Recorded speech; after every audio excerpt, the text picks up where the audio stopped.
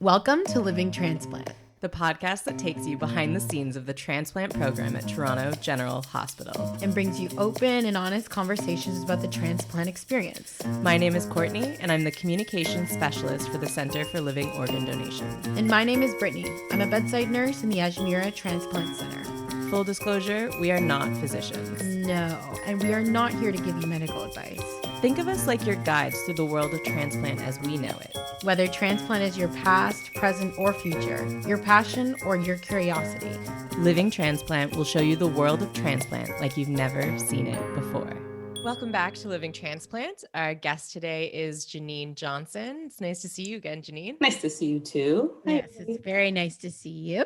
Yes. So Janine, what is your connection to transplant? Well, I was diagnosed with kidney failure several years back. Actually, I should go back a little bit. I was originally diagnosed with lupus in my early 20s. And when I was diagnosed with lupus, I was told that at that time, eventually, I'll need to get a kidney transplant. So that's when it was just introduced to me at that point. To be honest, prior to that, I knew of kidney transplants, but it was nothing that I really looked into. It wasn't anything that I researched. It was just something that I heard of, and that was pretty much it. I was told at that time.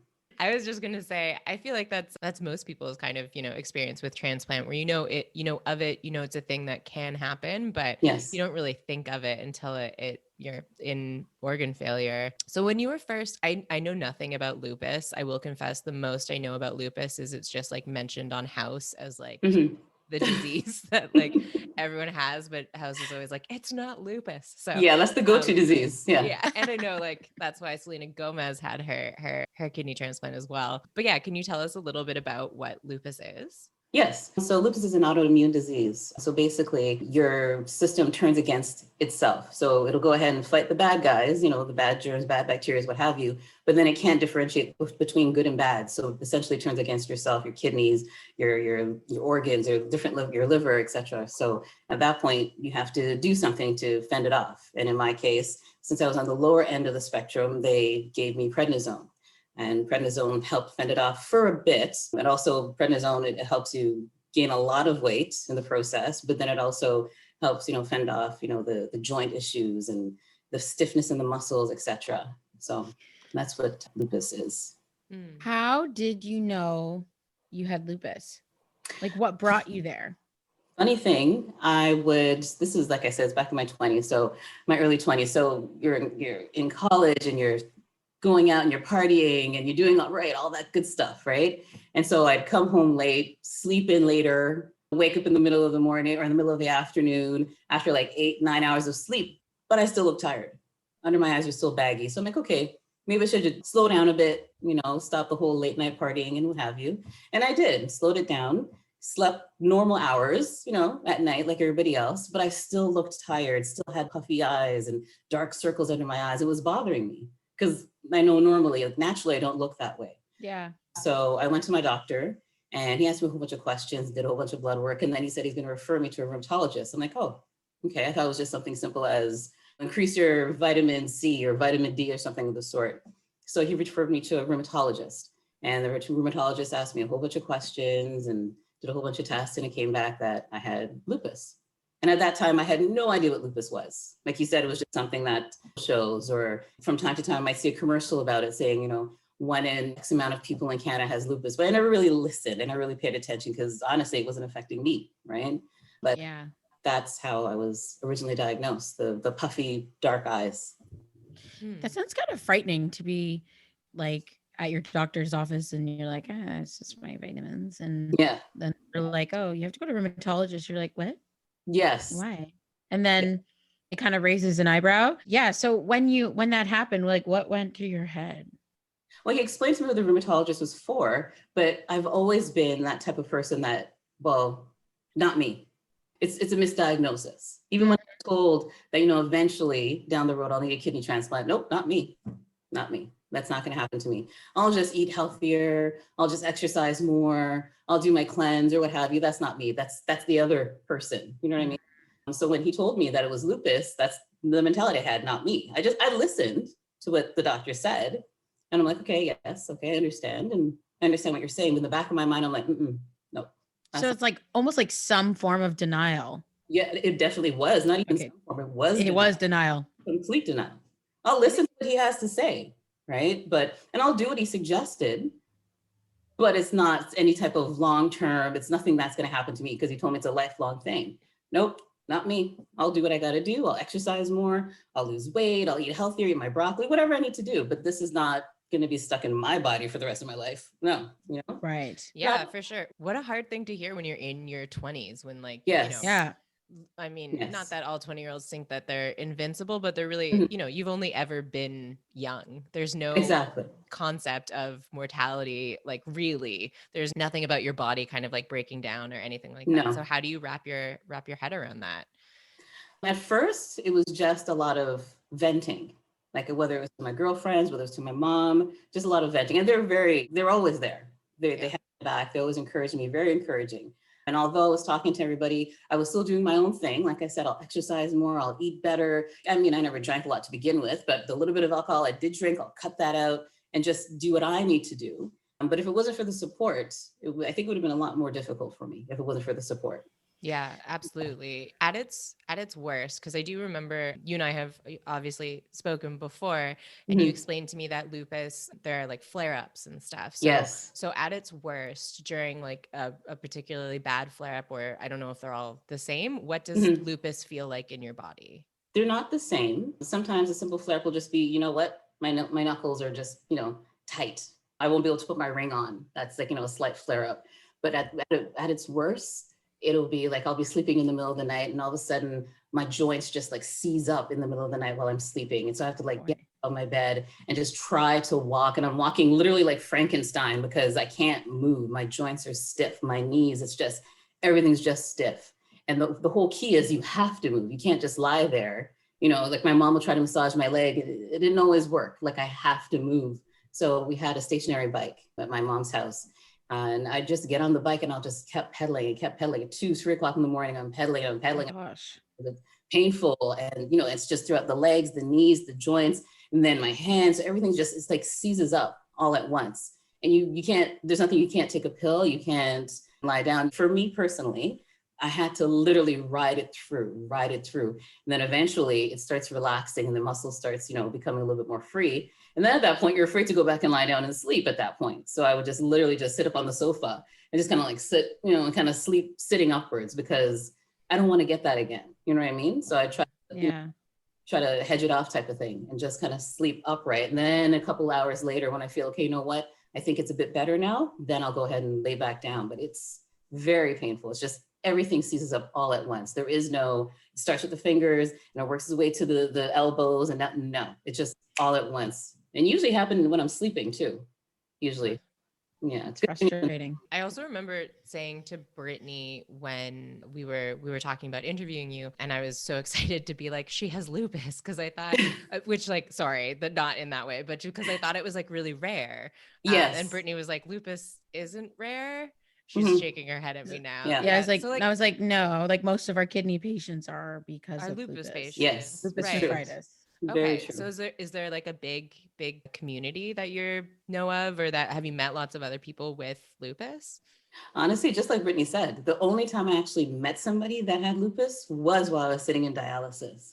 Before, nobody in my family has lupus. I've never spoken to anybody that had lupus. Like I said, the only thing I knew about lupus was just a brief commercial that I would see on television. Nobody, I'm the first in my family to have this.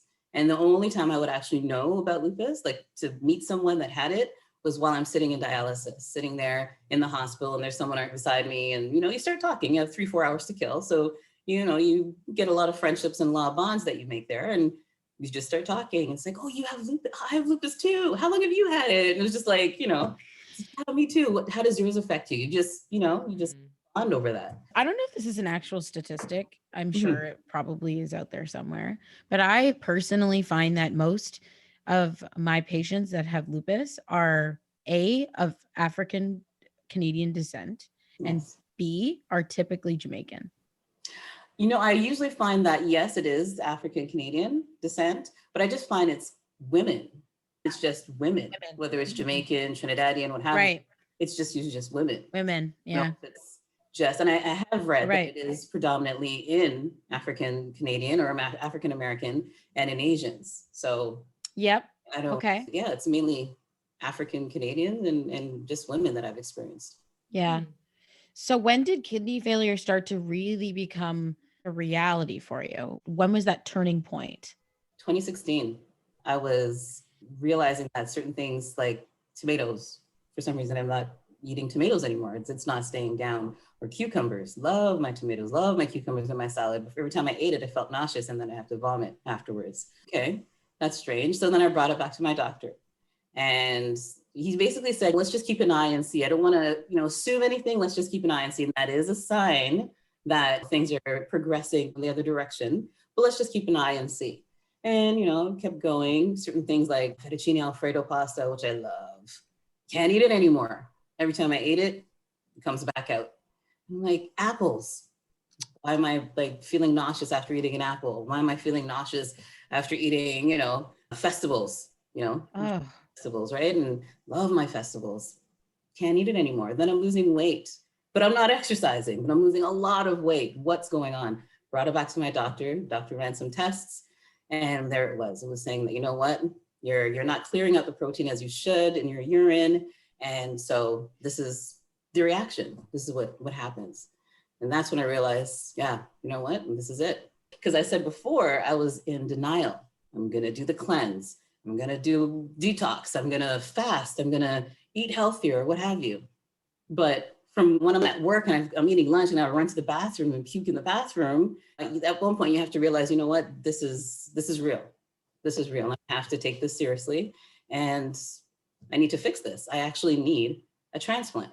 As they told me back in my 20s when I denied it, this is it. I'm here. I need a transplant. wow. Oh, So so that's it. It wasn't anything. It wasn't necessarily a diet, but it's just whatever I was eating. And at that point, my system's like, nope, we don't want that. Nope, don't want this. Okay, you drink water. That's fine. Your orange juice. That's great. You'd have your cereal, but no, we don't want the chicken and rice today. We don't.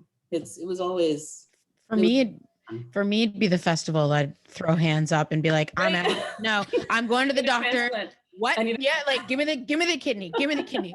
That's where I I need would a turning transplant point. now. Yeah. I need that working right now. It was hard. It was hard. I was on a trip to Las Vegas with a couple of my friends. I've never been to Vegas, and a couple of my girlfriends like, let's go down. Let's go for your birthday. Let's have fun. I'm like, yeah, I could totally do this, right? Mhm. After I've already started dialysis, I was doing the peritoneal dialysis. Sorry, just got a little off topic, ladies. But I was doing peritoneal dialysis, so I just carried the bags with me. You know how it works, right? Brittany, so carry the bags with me and just do the exchanges down there. No big deal. So I know I have to watch what I'm eating because I'm still going through that, if I eat something, I'm going to puke. If I eat this, I might puke. Would I puke if I ate this? I still don't know. Like I'm still sorting all of this out, right? So I'm down there with my friends, having a great time. Woke up the next morning, went out for breakfast. I'm sitting we're in the restaurant. And I'm like, oh, okay, I'll have scrambled eggs. I'll have, a slice of toast, blah, blah, blah. Everything's great. Start eating the eggs. Did my usual stop, wait. Seems okay because I had no problem eating eggs at home, right? Stop, wait, no problem. Seems good. Ate some more. And I'll be back and just took off. And at this point, they didn't know I was going through this. They didn't know. I mean, they knew about the kidney disease, right? But they didn't know that certain things that I ate, I might have a reaction and it comes back out. So I just jumped up from the table and took off to the washroom. And they didn't know what was going on. They were just like, what is happening with Janine? So then they came running after me and I was in the stall and I'm just doing my stuff. And I felt so embarrassed. I'm like, oh my goodness, like something as simple as eggs. Loved eggs. I can't even eat with my girls. And I was, what is going on? Like, how am I need to get this fixed. This is enough. Like, it's too much. So, Yeah. I don't think that story is off topic at all. I feel like it's actually a really good example of just kind of needing to accept where you're at. Cause like Yeah. you said, you struggled with a lot of denial when you were younger, but even when you're older and you're faced with organ failure and all its realities, like it's still not easy to accept because the next step is telling people I can't keep food down. Like I need to yes. change something dramatically. In kind of accepting that that a big change was coming, was there any kind of mourning for Like, did you feel like you were losing something or giving up something? What did it feel like knowing that there was something huge on the horizon? Honestly, it wasn't really mourning something. I was just expectant of what's to come. Like, I'm ready to leave that behind. I've had enough. Yeah. I'm expectant of what's to come so I could get back to the Janine that I used to be. Okay, so it was more like you were fed up with how things were. Yes, Got that it. is the perfect word. Perfect. Got it. Did you ever consider, I mean, I guess not, but like staying just on dialysis, or was that kind of not an option for you? That wasn't an option. Like, not even if I wanted to, my doctors wouldn't even let me. Like, they're saying, you know what, you're young. This is just a setback. We can do this. The only problem is the transplant list or the donor list is like at that point 68 years, and I'm like, what? Yeah. I mean, so, but they never said this is something that's an option for you. We can just keep you on dialysis for the rest of your life. So even if I wanted to, which I didn't, but if I wanted to, that wasn't an option for my doctors. So. Yeah. The deceased donor list for kidney, unfortunately, the wait, is, I think the average is 7 to 12 years. Oh, now it's 7 to 12. Jeez. Yeah. Wow. Like, who is that time? Yeah. Exactly. I Who was has only that given time? 4 years. I was only given 4 years to live. Like I was told, Oh. well, you will have. Actually, I wasn't even told. I overheard from Oh dear. a doctor talking Oh to dear. a doctor that was in training, like a Oh student. dear. And I overheard that I had, well, she has about 4 years to live. And so within that time frame, and I don't even know what they said after that. Like I have no idea what they said after that. All I heard was 4 years still. I'm like, what? And how come she's finding out before me? Like, yeah. I student doctor, remember you you know what I telling mean? me that. That's Yeah. so unfortunate that that happened. I'm really, really sorry that Yeah. So it did they was- eventually tell you, or you just? yeah. When I confronted the actual doctor that came in, Yeah. I thought I overheard you speaking to the other doctor, and you told him I had 4 years to live. And he's like, yeah. And he went to his charts, and I think he realized, oh shoot, I shouldn't have said that. you know what I mean? So he pulled out his file, his chart, and he's looking at it, and he's like, yes, you know, and this is just approximate, Miss Johnson. This is just looking at the numbers and the blood and how things are progressing with you right now. You, of course, it's, you know, you can be 5 years, 6 years, but this is just approximate. And I was just like, wow. So that's my life. Like, right? yeah. You know what I mean? That's so Like, hard. and he found it before me. This Yeah. doctor found out before me. Mm. So that was even with dialysis, because I remember talking with you earlier. You said that dialysis was not the smoothest road for you. No, Yeah. it wasn't. And that, yeah, that was 4 years. I was given 4 years with dialysis. So I knew that something had, and to hear that the list at that time was 8 years long, that's obviously not an option for me. So living donor was the route that I had to go. But dialysis was not at all a smooth route. So I went in and they placed the catheter, placed the line in my neck, and I was doing dialysis, no problem. One day I was just picking up after my daughter, I just bent over to pick up something from the Oh floor. dear. Out came the line from my neck. And that same day, I actually had to go in for dialysis, right? And so I'm standing here and I'm holding my neck thinking blood's probably going to be spewing out or something. I don't know what to expect, right? So the line came out, it's on the ground. I'm holding my neck. My 12-year-old's in the bedroom. I don't want her to see what's going on because she's going to freak out. She sees the line and I'm bleeding. And so I picked up the line and I ran to the bathroom. I'm like, what the, you know, shocked. And then I called up the unit and I told them, listen, I'm supposed to be coming in today for dialysis, but my line just kind of fell out of my neck. I wasn't even told that was a possibility. Like, what's happening? And she's like, oh my goodness, so we'll still come down and we still want to assess you. Obviously, won't be able to have dialysis today because of the line, but please come down. We need to see you right away. And I'm like, okay, sure. So I ended up getting surgery a couple of days later. And that's how I ended up getting peritoneal dialysis, right? Where I do it, you know, through the stomach and what have you. And that's how that happened. So I've tried both. I've had both options given to me. Yeah. We did another interview last week with a gentleman who he was on dialysis, I think, for 7 years, and it was just such a smooth road for him. And it's just interesting how different it is person to person. The opposite. Yes. Totally. And also in that story you're just telling too, like it's also crazy to me how resilient transplant recipients are, anyone living with chronic disease, because not only is all this stuff going on inside your body, but then also to hear that you're taking care of your daughter and like you're like, you Going know, to work. you're going to work, you're taking like, her to dance class. yeah, you're in a partnership with someone. Like how do you navigate all of your like home and family life when you're dealing with issues like you were dealing with? Like, what was it like explaining to your daughter what's going on in your body? Well, first, I tried to keep it as natural as possible. Like, I didn't want my daughter to walk around thinking, oh, this is my sick mommy, or anybody really, because I don't need the sympathy. You know what I mean? So I wanted everybody to treat me as normal. So I tried to keep it as normal as possible. I continued taking my daughter to her dance classes. I continued going to work. I'd find the furthest washroom possible if at work, if I needed to vomit or anything, so no one would hear me, right?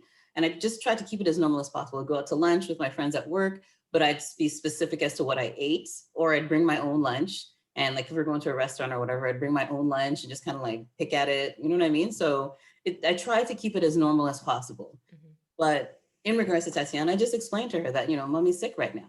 And we always called her big girl. She's a big girl. I don't want her to feel she's just a little kid. So we always, my mom, my husband, we always addressed her as a big girl. Oh my gosh, you're such a big girl. You actually did the dishes, and try to empower her that way, right? So when I was telling her about my situation, I said, you know what? Mommy really needs her big girl because mommy needs help. Mommy is a little bit sick right now. And I explained to her that it's something that you're going to see mommy sit there on the bed, the side of the bed, and I'll be doing this where I'm draining out this liquid. It's going to come from my stomach. And I showed her, I engaged her. I had her take part in it so she could actually feel she's part of the process. I didn't want to hide her from it. Okay, stay out of the room. I'll be in here for 20 minutes. Don't come in. Like, you know what I mean? I didn't want to keep her out of the process. And it came to the point, like she started taking things in. Now she could tell you all the medications that I take. She knows the names. She could, like, if need be, she could call the pharmacist and reorder them for me if she needs to. Wow. She's been involved from the beginning. She's 15 now, and I had her involved from the beginning. She would sit there. She knows she can't touch while I was draining out, but she could tell me, oh, are you gonna put the 5 bag or this bag, or which one are you doing today? And like, she was always involved. She was always involved. It was sad at moments as well because her mom's sick, right? So it was sad at moments, but I told her this is just the process I have to go through to get better. This is not a permanent, this is not going to be mommy for the rest of her life. This is just the process that I have to go through just to get better. Just like when you're sick and you have a cold, you feel down, but after, drinking your orange juice, eating healthy, drinking your soup and stuff, you're fine. So this is for me, this is the same process. It's a little bit longer as opposed to a cold, but I'm going to be better. And we get to go out and have ice cream again because I couldn't eat ice cream either.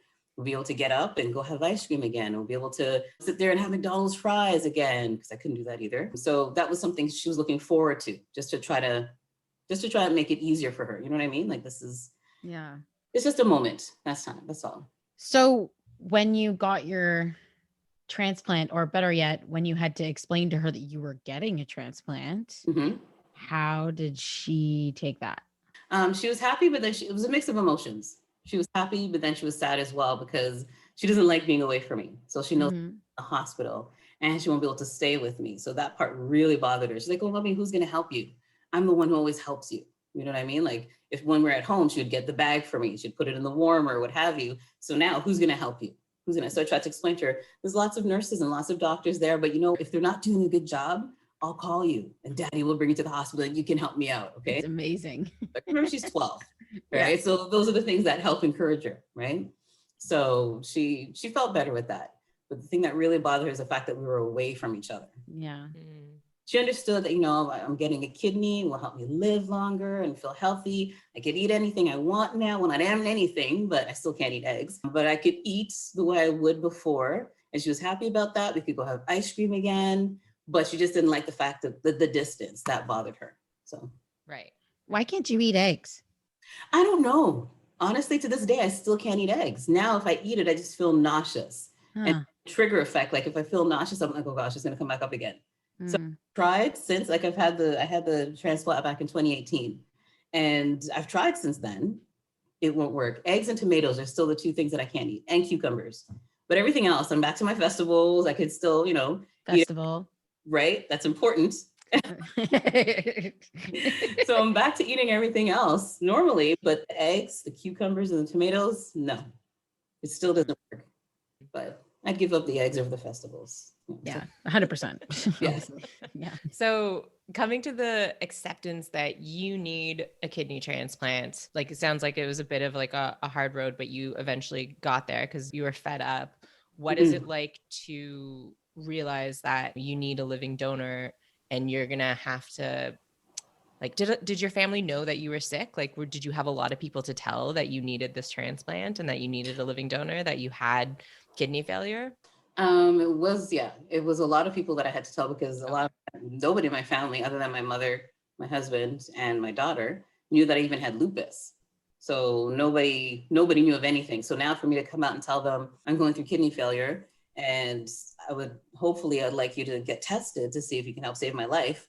Oh, and by the way, on top of that, I have lupus. Because the first question is, well, how did you get kidney failure? What happened? Where did that come from? Yeah. I have to tell them about the lupus. And back in my 20s, I was, diagnosed with lupus. So it was a lot of information to put out there all at once, and share that with my family and friends. Because like I said, literally nobody knew about the lupus, just my mom, my husband, and my daughter. Janine, do you feel like if you were to go back into your 20s, do you wish you told more people that you had lupus? Or like, obviously health is a very personal thing. Mhm. And because we had another interview with a different patient who I can't remember exactly if she had lupus or not. Claudia, Courtney? She had a PKD, so polycystic. Right. Okay, so she didn't, same thing. She didn't also tell anybody, especially when she was going to dialysis. She said that she made a reference that she said she was going to the spa. Wow. Like 3 times a week. Wow. So they're like, Oh my wow, goodness. like Claudia, like Wow. wow, this girl over here. But she didn't tell anyone either. So Mhm. do you feel like if I don't know how many people came forward to try and help or whatever, but do you feel like you should have been more open, or is that something that you would have remained the same? I think from the way I was raised in the Caribbean background, it's always been keep your business to yourself. Right. I mean, keep it within the household and just keep your business to yourself. Not even my aunts, and I was close with my aunt, or I am close with my aunt. Even she didn't know anything. So it's just like a culture for me. I don't know if you see the same thing, Brittany, but it was a cultural thing that you keep your business to yourself, right? Mhm. You share the happy stuff. Oh, I'm getting married. I'm about to have a baby, or I bought a house, but you don't share. What, I'm in financial distress. You don't share. I have health issues. You don't share. Me and my man we're arguing or going through a divorce, or that's just certain things you just don't share. So raised that way. If I could do it differently, definitely, I would say something that I brought onto myself, and I'm not ashamed of it. It's not like I did something wrong. Right. So I would definitely share if I could do it all over again. Right. So was knowing that, like, everyone kind of has the same ideas, like you keep your business to yourself. Is it the same hearing then about someone's business where they are in distress and they do need some help, like needing a living donor? Like, is that a weird thing to hear? Like, how was it received by your family? Right. Or by your friends? It's okay to receive that information. Yeah. And they were accepting of it, right? It wasn't as bad as I thought it would be, telling them. So they were accepting, and they're more than willing to help. So I think it was just a stigma. Like, you just feel that you can't tell for whatever reason. And when you're younger, you don't question. You don't question your mom. You don't question your dad when they tell you, don't say anything. Just keep it to yourself. You don't question it. Okay, well, they know what they're talking about, right? But when I finally did come out and say something, they were there. They were supportive. They were accepting. They were willing to help. A lot of prayers sent my way. My aunts would call up and pray with me on the phone, because we're religious, big religious family, right? Aunts would call up and pray with me on the phone. My uncle, my relatives from New York, like it was okay. We're there for you. So I definitely would have said something earlier. Yeah. So in a way, you had this whole like support network that was just like untapped, because Yes. Yeah. Oh, it's nice that, like, even if it was late to get there, like, it's nice that it was there. Yeah. Yes, Absolutely. definitely. So definitely. how did you find your living donor? Well, it's an interesting story. So my mom was in the shower. We always say that my mom thinks best in water. Like, I swear she's a fish, right? Wow. That's Ideas. so cool. What's her Right? sign? When's her birthday? Yeah. What's her is sign? Because I was actually gonna ask your sign, but I didn't want to. Well, I am a Cancer. Oh, I was gonna Water say sign. Leo. Like, I'm the water sign. Yeah. My mom, she's November 16th. So that's Scorpio.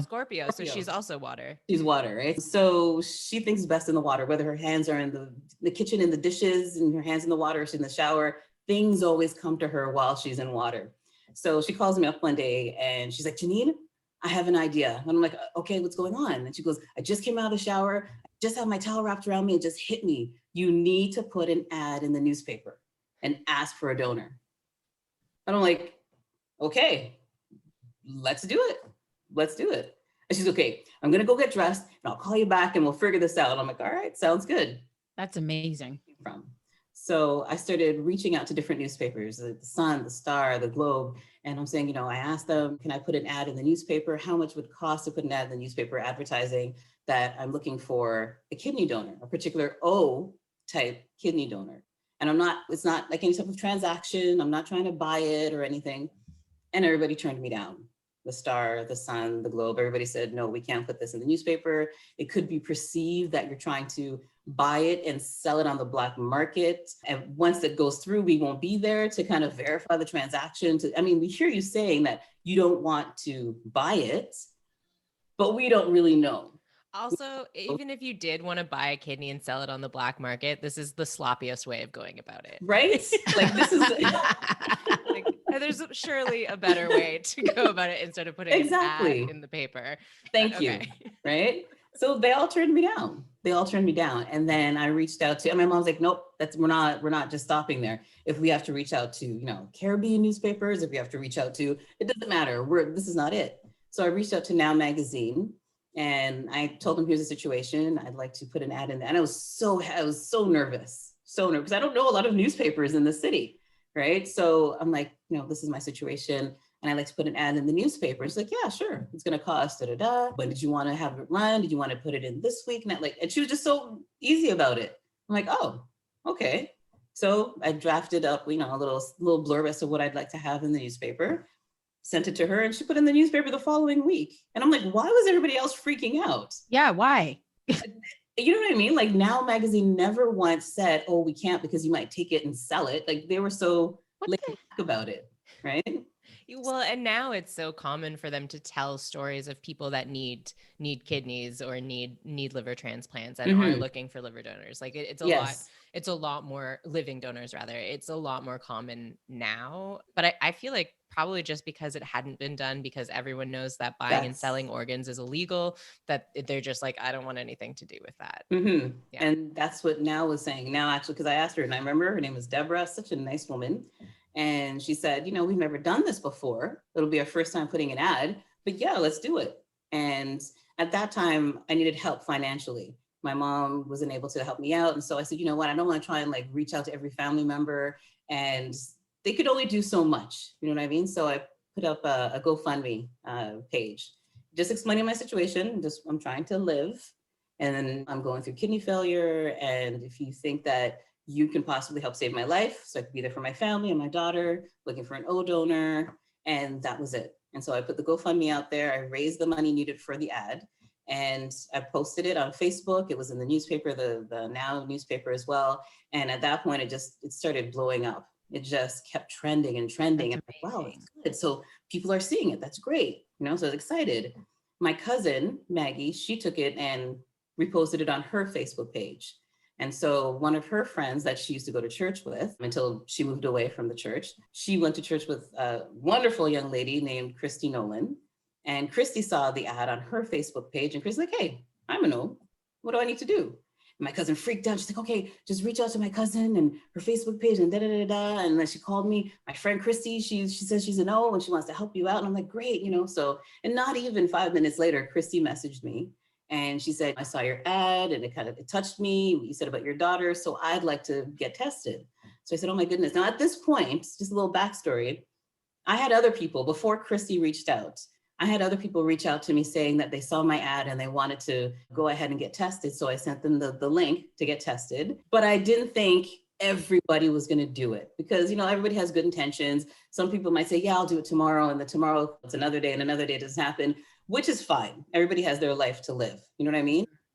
Christy did it literally when she said she was going to do it. She sent in the application. She messaged me back. She took a screenshot showing me that she sent it. I'm like, oh, wow, she's serious. You know what I mean? Not saying that the others weren't, but she did it right away, right? And so she saw the ad, she submitted an application, she saw her forms, and that was it. That's how she found out about it, through my cousin. And I was just very excited. Hearing that gives me faith in humanity. Seriously. Right? It really does. Exactly. Like your story sounds similar to Claudia's and how she found a donor as well. And same thing, like just act of God and like Yes. That's just like literally what it is. yeah. And it's like it's like you hear all these negative stories in the news all the time, literally, but Mhm. you never get to hear the good ones. And Yes. so was this, we might be jumping the gun with this question, but was this story ever published in Now Magazine? Oh yeah. Okay, like was published, so yeah. Toronto Sun seriously missed out on an opportunity for Yes. this amazing story. So Yep.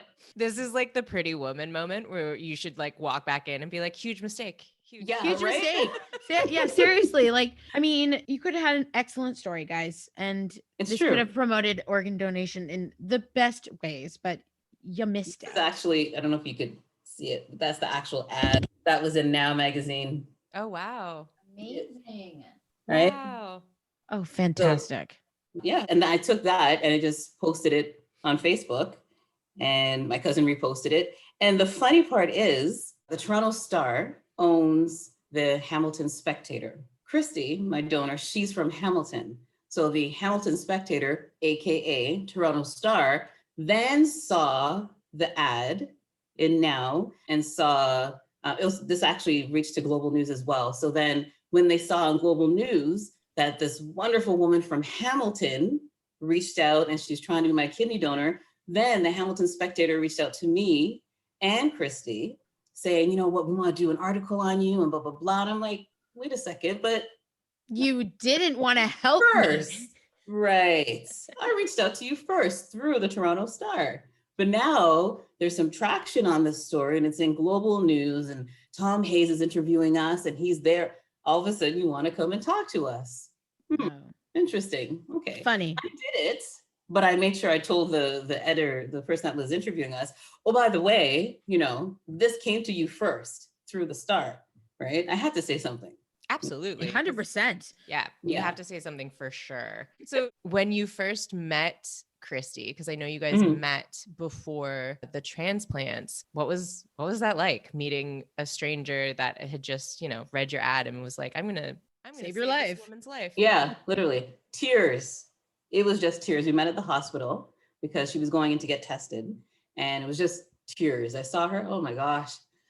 Whew. And I said I wasn't going to do this. Somebody say something. Okay. Every single time we tried to bring tissues, but I'm at home and I should have a tissue box, but I don't. My Like, tissue box is over there, but I guess I can't help It's either. okay. It's okay. It's okay. It's all good. So anyhow, saw her in the hospital and automatically started crying. And I thanked her, just a lot of thanking. And she said, no problem, because this is what you're supposed to do. You're supposed to help. And she was just so nonchalant. It was just like nothing.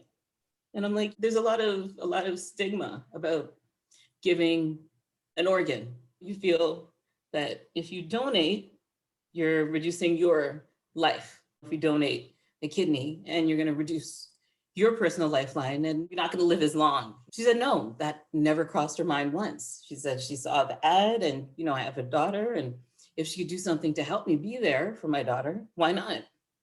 So she just did it without even thinking twice. It's almost like a maternal instinct. Yes, It's exactly. exactly what mothers do is they just Yeah, do. It's just like this is what we have to do and yeah. let's do it. She It's didn't even think twice. So I would go with her, went with her to some of the tests and stuff that she had to do. And after a while, she said, no, don't worry about it. I don't want you to come anymore. It's okay. They're long and they're tedious. And you don't sit here for hours and whatever. I'll just call you afterwards and let you know what happened. So that's what she did. Kept in contact and she would just let me know whenever, you know, I'm going to the hospital today and I'll let you know. She came all the way from Hamilton and wow. of course was like super grateful. Every time she came down, you know, she was like, oh my gosh, she's here again. Because she never knew that we never knew, my mom and myself, we never knew that it would be so, like so many tests, like so long, you know what I mean? We didn't expect that. But It's extensive. like she didn't think twice. It never discouraged her. She never, oh, I gotta do another test again. Like sometimes it's twice a week. Sometimes she was doing testing and she didn't even think twice about it. She came down, no problem. So Angel. what's Angel. Yeah, literally. I An literally call her angel, my like a- life angel. so I literally call her that. what's Christy's sign? Her birthday is like a few days before mine. Oh, so she's a cancer. as well, Cancer. right? Yeah, water signs, man. Exactly. Okay, I think Yeah. Courtney's trying to prove a point here. Oh, I'm a Oh. Pisces. Yeah, Oh, because Courtney's a water sign. Sorry, there's a context to the story. Is Courtney's a water gotcha. sign. Okay. She's trying to prove something. You're saying that we're amazing, water signs right? are- We are. We're very feeling, very sensitive, very giving. Astrology has come up like too often in this show Yeah, recently. I have a feeling it's gonna come up a lot. A lot. Ongoing. yeah. So yeah, this was born, this whole concept of the ad was born from the water, right? Yeah. And so yeah, here we are. And yeah, wow. So I know you and Christy still talk. Did you feel, was there like kind of an instant connection? I feel like oftentimes donor and recipients, there's just something, it's odd when people are a match. They also are a match in like they're compatible personality wise, Yes. it seems to be. Yes, there was like instant connection. And the more we spoke, we just sat there in the cafeteria. This is, obviously pre-COVID, so you can sit and talk at that time. So we sat in the cafeteria of the hospital and we'd talk, and her best friend was a Trinidadian and I'm Trinidadian. So I'm like, oh my gosh, that's interesting. And then she could like dish out the names of different Caribbean dishes, just like nothing. Like she makes it. And I'm like, okay, hold on. I don't even make it. What do you mean? So she's like literally a sister from another mother. Like she's just, forget what the skin complexion looks like. We are literally intertwined one. You know what I mean? There's a lot of connections. It was crazy. Literally was a story in the making way before we even knew. Like this is how we've summarized it. All those time, like back in my 20s when I was in denial and when I was thinking, I could fix it myself, God had his plan. Like he was working things behind the scenes. He was planning, okay, you're going to do this. You don't know it yet, but you're going to do this. It's going to reach this person because your cousin met someone at church and they're a good friend, and it all connected. No matter how much I was in denial, Christy was going about her business, living her life. My cousin's doing her thing. And behind the scenes, all this stuff was being worked out. And it all came to a head. And it's like, wow, look at that. It just seamlessly. Like, you hear stories of people on dialysis, like you said, 5, 6, 7 years, for ages. I was on dialysis for about a year. It didn't feel like it with all the mishaps and things falling out of my neck, and it didn't feel like it. It felt like longer. But the whole process, dialysis was a year. And then I got the transplant 2018. And now I'm here.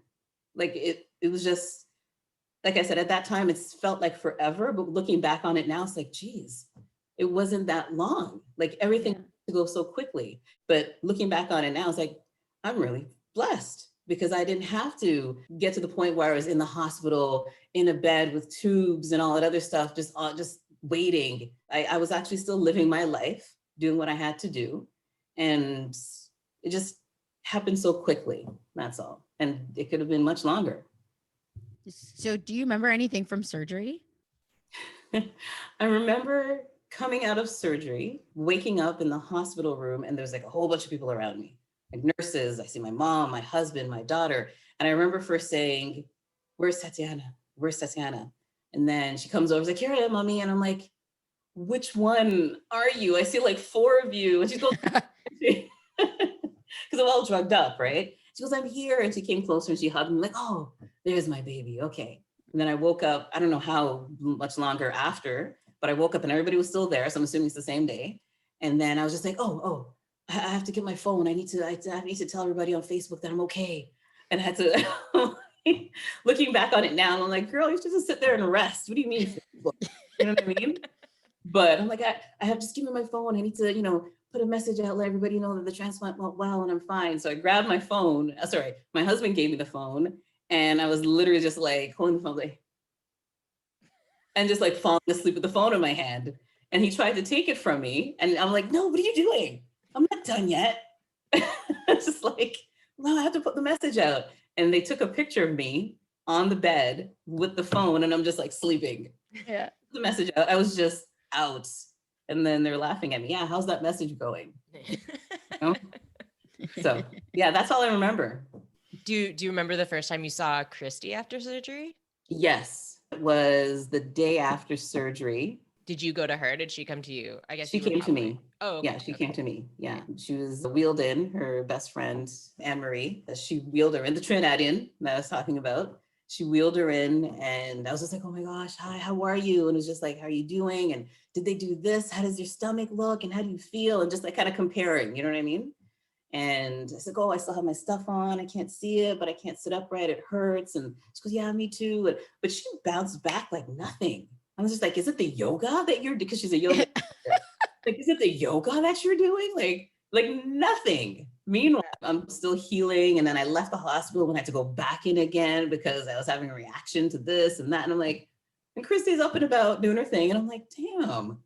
One of our doctors told me that I can't remember what country it is, kidney donor surgeries are day surgeries.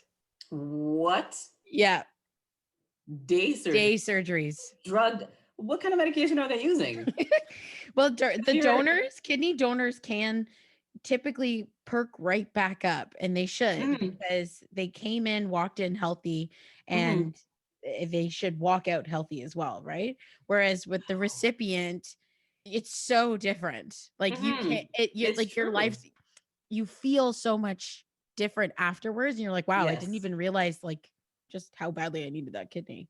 Exactly. It's true. Because everyone's saying, literally after surgery and was lying in bed, they're like, looking at me, he's like, her face looks so different. Your color. Oh, but yeah, her color looks so different. She's shining. So when I did wake up and I was more awake, right? And I was actually more coherent now. They were like, what are you wearing makeup? My sister would say, are you wearing makeup? And I'm like, no, I don't think so. I'm just, it's natural, girl. It's natural, girl. It's my kidney, okay? It's my kidney.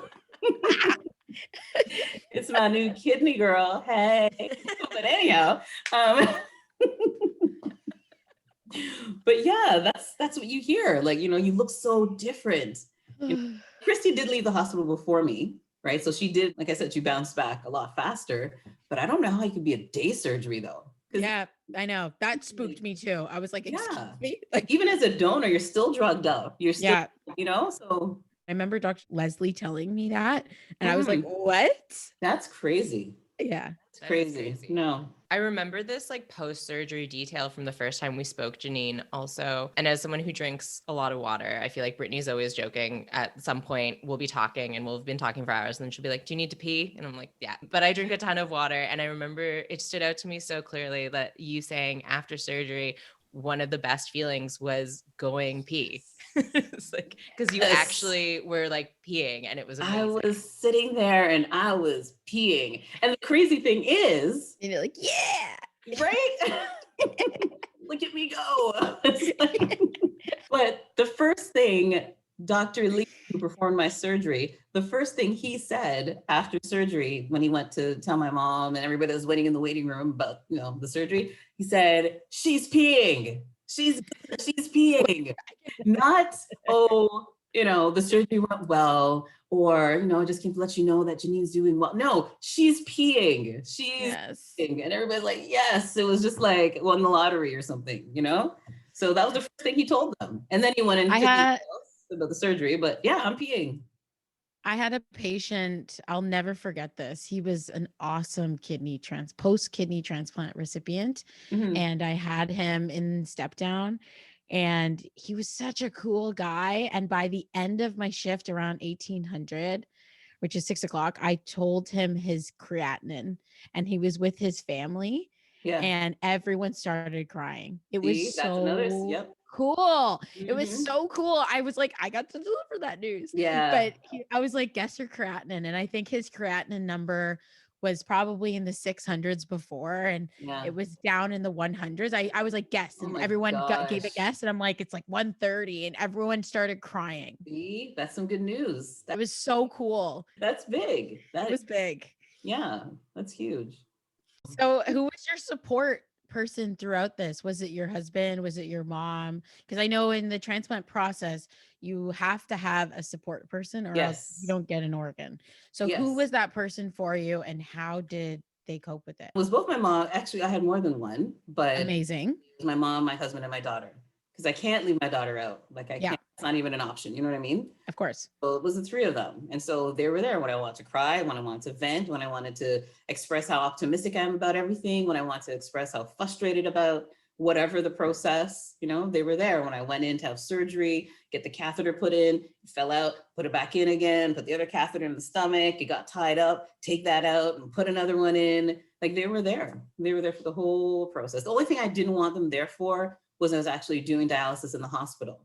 And that's because it's like 4 hours, Yeah. It's a while. So I don't, and my husband always offered. He came a couple of times and my daughter came a couple of times, but my family, my husband, my daughter, and my mom, they were my biggest support system. I'm just wondering, do you have any advice you would offer to someone who's maybe at the beginning of their lupus journey, the beginning of their kidney failure journey? Like, what is something you would tell someone who's maybe struggling with denial similar to what you went through at the beginning of your journey?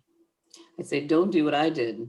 Don't sit there and stay in denial because it's just delaying your process. You have to talk, you have to tell, you have to share your story with your family. If you haven't told them about the lupus, let them know. The sooner the better. If you haven't told them about the kidney disease and you're wondering how to tell them, be honest. Just come out and express to them, this is my situation and I need your help. I would love it if you could get tested and see if you can help save my life, right? Just be honest. Don't do the denial thing because it's just a disservice to yourself in the end. Be honest and put it out there. And you have to have faith.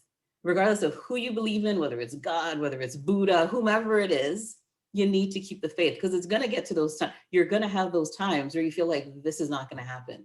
This is not going to work out, but you have to have faith. And I always say, if there's anybody that needs to talk, if someone wants to speak to someone that went through it, I'm your girl. Give them my number. It's okay. I don't mind telling my story, sharing with them what I did, what have you. But don't get discouraged. Don't get discouraged. This is just a stepping stone. You saying that you left your name and your contact info behind at the hospital, being like, if anyone wants to talk to me, like, I love that about you. And also, Brittany, I don't know if you know, the way that Janine and I met is Paula just sent me on a goose chase. She sent me a video of Janine and Christy being interviewed on Janine's cousin's show and was like, I love this woman. Find this woman. Oh dear. Did she even know that I was a patient at the hospital, or she just wanted you to just look and try to find me? I don't know how she found the video. I don't know what it was, but she was That's like, I crazy. like this woman. Go find her. And I was like, all right. And then Janine is so water signs, man. It was so like trusting that I just added her as a friend on Facebook and sent her a message and was like, hey, this is and what I'm I like, do. okay, Yeah. I'll add you. You look friendly. You look nice. Hey, okay. Yeah, so that's how we started talking, and I like didn't think that was gonna work, but it did. Well, I was bringing that up about like how that's something that I like really like about you, that you're so open and sharing with your experience and so generous with your story for others is because you are going to be hosting this YouTube channel that the center is supporting through the Action Project, which is a project that we have to support equitable access to living donor kidney transplants, Yes. specifically in the African, Caribbean, and Black communities, is the Ontario version of that project. Yes. So I'm so excited that you're going to be hosting this channel because it's just perfect for you. Like I think this interview is going to need, I think personally, minimal editing because you're just so good at kind of like articulating this experience. And yeah, like I feel like I can picture your experiences so perfectly based on your description. Mm-hmm. What are some of the things you're going to talk about on your channel? Well, first I'm going to do is get like boxes of tissues and just have it there because guaranteed I'll be crying several times throughout the show because I'm just a baby that way. But yeah, I'm really excited about it too. It's going to be, we haven't worked out all the details just yet, but we're just going to be covering different topics. It's all based around kidney disease and any type of kidney issue. And now it doesn't mean that if you don't have kidney disease or kidney issues, you can't watch. You can definitely watch because it's talking about lifestyle. It's going to be talking about health and fitness. We're talking about cooking. You get to see me cook. I'm not the best cook, but you get to right? Let's just say good thing it's not taste-o-vision. You don't have to try it or anything. So you'll see me do it. We'll be talking to different people who went through or who's going through or went through kidney failure, talking about those who's going through it now, those who went through it, what their life is like now, talking about their family that supported them. We're talking about intimacy and kidney failure. How does that work? Does it work? We'll be talking about having the child's point of view. I'm going to have Tatiana on there as well. She's going to share her story, how she felt watching me go through kidney failure and what was going through her mind. And she could give advice too, because she's not the first child to go through this, right? So she can give her advice and opinion on that as well. So it's going to be talking about a various array of things. And I'm really excited. I'm really excited to share this story, and because I could relate, and I want it to be about them, the viewers, so they can share their story with me. I can share mine with them and just help each other out. So you mentioned something that I need to ask. So Of course. tell me about intimacy and transplant. Did your relationship change with your husband at all during the transplant, pre-transplant, and post-transplant? What was intimacy like for you? Pre-transplant, there was no intimacy. And it wasn't because, lack of, or I wasn't attracted to him anymore. I love my husband to the moon and back. Mm-hmm. Just didn't feel it. I wasn't, and he would try to get intimate with me. He would, start off with, simple things as dinner and what have you, but I just didn't feel it. I wasn't in the mood. I just didn't want to go there. Like it wasn't there. Like it literally just someone turned it off. Mm-hmm. Like any type of sensation or arousal or anything, it was just gone. And Mm-hmm. I was just focused. I need to make sure I change my fluids on time, get home on time to make dinner, make sure we're there to take Tatiana to her classes, make sure Tatiana goes to bed on time. When she goes to bed, I'm out. I'm tired. I want to go to sleep. You know what I mean? And he was very understanding. Like he knew what was going on, because before this, we were wild rabbits. We're good. You know what I mean? Like there was issues. You know what I mean? But then this started, and it's just complete downturn. And it's partially because of the medications, and it was partially because of, like I said, I just didn't feel it. I was not into it. But I would still, we'd cuddle and you know what I mean? But actual physical intimacy, I just wasn't about it. But he knew and he understood. After transplant, then to be honest, it didn't even start up right away after transplant. Yeah. I was still healing, and then I still had side effects. I had to go back into the hospital a couple of times after the transplant because the medication we were still adjusting medication. It was either too much or wasn't enough. And I almost passed out a couple of times. And so the last thing you're thinking about is sex, to be honest, right? So it took, I'd like to say maybe at least 5-6 months after transplant where the feelings started coming back up again. Okay, it's working, it's coming, slowly but surely. And I started getting back into my own again. I started feeling as a woman again. You know what I mean? Yeah. He was completely understanding throughout the whole process. He never turned around, was like, oh, why, how come? Like nothing of the sort. That's amazing. That's so a solid man. Yeah, you have to have someone that's there for you like that. Yes. Absolutely. You have to have someone there for you like that. So it's so important to understand, like when you're going through health stuff, that like you can't have sex and enjoy sex if you don't feel sexy. Yes, exactly. Like, oh my gosh, that's 100% true. Yes. That's the last thing on your mind is sex. Like you don't feel sexy. You don't feel like you want to put on anything sexy. You don't feel, let's put on some romantic music. No, you don't feel that. I just want to go to sleep. I just want to go to sleep, or I just want to lay here and just watch television. Like I don't feel that. And he understood. I mean, I think if you are, I imagine when you're struggling with kind of illness and stuff, you're taking it one day at a time already. Literally. Yeah. It's like, it's not even on your radar. Like yes. It sounds like for a lot of people that I've talked to, as they progress in their organ failure, their world kind of gets smaller and smaller. Their daily activities get shorter and shorter. And polycystic kidney disease people that I've talked to, especially, like you're just so tired. Yes, like it's true. Yeah. One woman I know that I spoke to, she was like, my day was a to-do list of 3 things, because that's all I could manage to do in one day. And they could be things like go to the grocery store. That could be number 1. And like that's a full chunk of the day. That's 1/3 of my day, because that's all I can manage. But I am happy to say we're back. It's good. There's no issues now. So that's amazing. Yes. That's great to hear. And I'm so excited you're going to be addressing that topic on your YouTube channel. And also Brittany wants to do like an entire episode on that, which I totally agree with and would love to do. So we might have to have you back.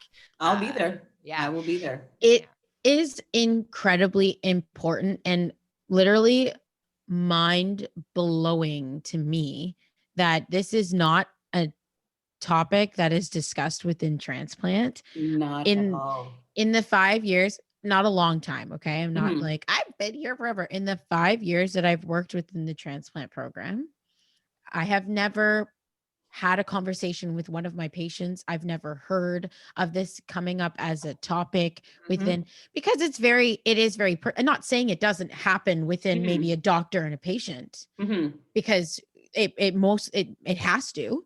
But it is with me. It is so true. I don't necessarily think it's like the transplant program. I just think it's society in general, that it's very taboo to talk about these things, which blows my mind, because these are things that are incredibly important definitely to humans and how we act and everything. Like, so it blows my mind. So I think we have an awesome opportunity to open that conversation and use this as a platform to discuss these things. Yeah, it's true. It never came up once with me, with any of my doctors, and I had quite a few doctors.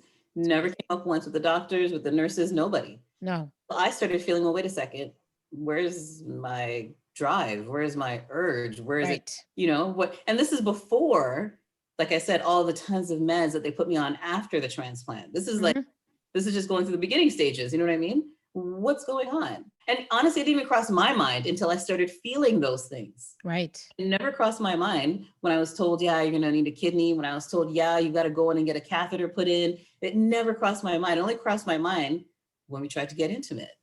And it's like, I don't really feel like it. And then I realized, wait a second, why am I not feeling like it? Why is it so many times I don't feel like it? What's going on? Right. But yeah, it never gets addressed. And that's, this is definitely, we need to talk about that, because it's part of the process, just like the transplant, just like the recovery, just like they talk to you about nutrition, pre and post transplant, intimacy should be in there. It's something that gets you ahead in terms of your mental health. Yes. Regardless if anybody wants to address, it's something that gets you ahead and puts you in a better positive headspace to do things. So it doesn't even need to necessarily be physical sex, but intimacy is like a umbrella term for many things, right? So if it's not happening at all, I mean, that's a pretty big part of your mental health that's not being talked about. Absolutely. It's true. Very true. Very true. Yeah, that's a future episode I'm really looking forward to. Thank you so much for joining us, Janine. It's been amazing talking to you again. And this whole conversation was just such a pleasure. Such a pleasure. Love talking to you ladies. I'm glad I was here. I'm glad you invited me. Thank you very much. Sorry for the tears, but you know, you guys are doing a great job. So thank you so much. Thanks for listening to this episode of Living Transplant. If you have questions or suggestions for future episodes, email us at livingorgandonation@uhn.ca. Don't forget to subscribe, rate, and review Living Transplant on iTunes, Spotify, or wherever you listen to podcasts. And follow us at Give Life UHN on Facebook, Twitter, and Instagram. See you next time.